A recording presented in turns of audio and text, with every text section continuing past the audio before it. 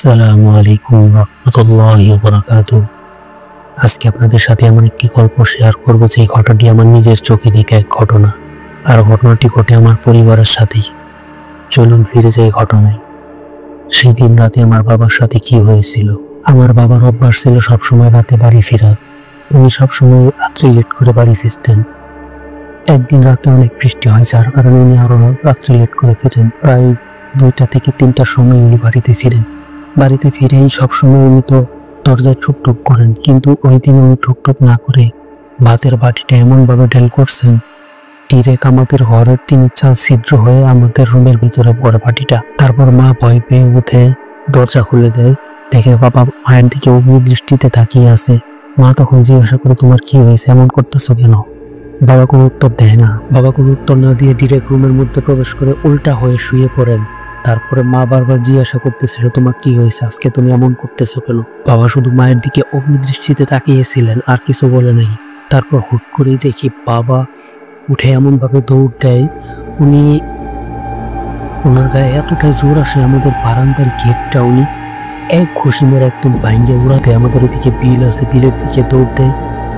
প্রায় 5 থেকে 10 সেকেন্ডের মধ্যে ওনাকে আর কোথাও দেখা যাচ্ছিল না। এদিকে মা কান্নাকাটি করে চিল্লাচিল্লি করে আশেপাশে লোক জড়ো করে ফেলে। তখন সবাই এসে সাথে জিজ্ঞাসা করলো। তারপরে সবাই, আমার কাকা, আমার ভাইরা সবাই খুঁজতে গেল বাবাকে বিলের মধ্যে।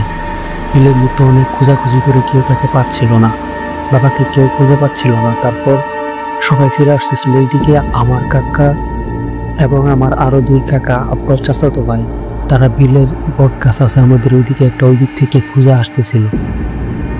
তখন তারা খেয়াল করলো পায়ের দিকে কিছু একটা বাঁধলো। তখন কাকা বলল, এটা কি? কাকা ভয় পেয়ে একজন আরেকজনের উপরে লাফ দিয়ে উঠছে। তারপরে খেয়াল করে দেখলো এটা আমার বাবা কাদার মধ্যে কাদা মেখে পুরো শুয়ে আছে। তারপর ধরাধরি করে সবাই মিলে বাড়িতে নিয়ে আসলো। নিয়ে আসার পরে রাও গোসল করালো। বাকিটা আমার বাবার মুখ থেকেই শুনবো। গাইস, এখন যে কথাগুলো শুনবো সম্পূর্ণ আমার বাবার মুখের কথা। আমার বাবা বলতে চাচ্ছিল না, এই জন্য আমি বুঝছি। বাবা বলতেছিল রাতে অনেক বৃষ্টি হয় আমাদের ওইদিকে মাদারগঞ্জ রুটে একটা আমতলা আছে, যেখানে একটা বিশাল বড় আম গাছ। ওইখানে আসার পরে বাবা কেমন যেন একটা অস্থিরতা ফিল করে। তারপর বাবা বাড়িতে আসার পরে কেমন যদি বাবার কিছু যেন ইয়া করতেছিল না। বাবা বলতেছিল আমার মধ্যে কেমন যেন একটা শক্তি কাজ করতেছিল, আর কাউকে মনে হয় আমি চিনি না। তারপর বাড়িতে আসার পরে কি হয়েছে আমার সঠিক খেয়াল নাই। তারপরে যখন আমি বিলের মধ্যে যাই, আমি একটু উঠতে যখন বিলের মধ্যে যাই, তখন আমি প্রথমে যাই এসে খাইটা বিল। আমাদের একটা বিল আছে, যে বিলটা এতটাই ভয়ঙ্কর, একটা সময় মানুষ দিনের বেলা ওই বিলে যাইতে ভয় করত। কিন্তু সেই দিন আমাকে 3টার সময় প্রথমে আমি খাইটা বিলে যাই। খাইটা বিলে যাওয়ার সময় এক বিশাল দানব আকৃতি, যার পুরো শরীরের রুম, কিন্তু আমি মুখটা দেখতে পাইনি। তার সাথে আমি পাশাপাশি শুরু করে সে আমাকে বারবার কাদার মধ্যে মুখটা চাপ দিয়ে ধরে রাখার চেষ্টা করতেছিল, কিন্তু পারতেছিল না। আমি পাশে উঠে পড়তেছিলাম। উপস্থিত কিছু বুদ্ধির কারণে আমি তার থেকে বারবার রেহাই পেতেছিলাম। তারপরে ও ওইখান থেকে আমাকে স্যাঁচড়ায় নিয়ে গেছে কুড়ে বিল। কুড়ে বিলটাও আমাদের ওইদিকেই খুব ভয়ঙ্কর বিল।